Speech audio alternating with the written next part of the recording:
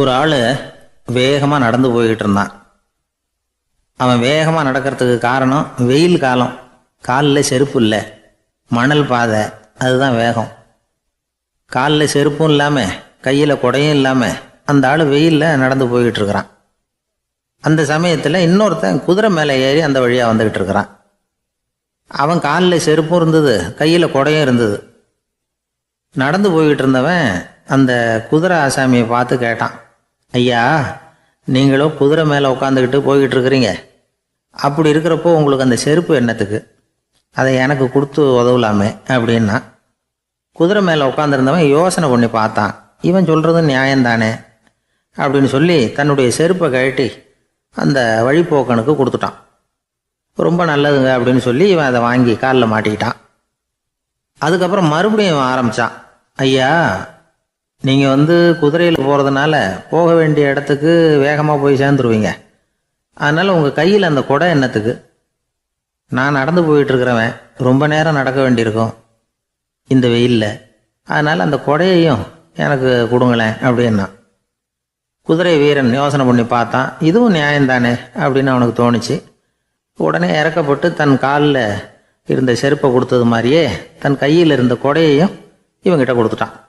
அதுக்கப்புறம் அவன் நிம்மதியாக புறப்பட்டான். இப்போ மறுபடியும் கை தட்டி அவனை நிறுத்தினான். கீழே நின்றுக்கிட்டு இருந்தவன், என்னப்பா, ஏன் என்ன நிறுத்தினேன், இன்னும் ஏதாவது வேணுமா உனக்கு அப்படின்னா குதிரையில் இருந்தவன்.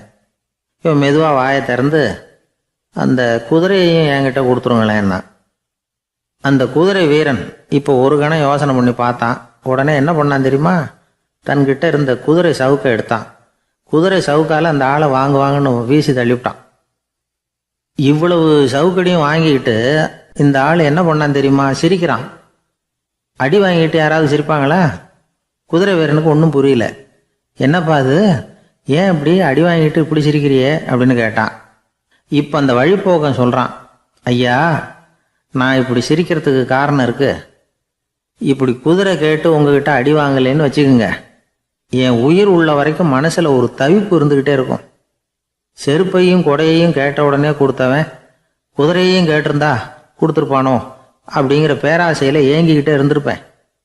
இப்போ உங்ககிட்ட அடி வாங்கின பிறகு என்னுடைய அந்த சந்தேகம் தீர்ந்து போச்சு.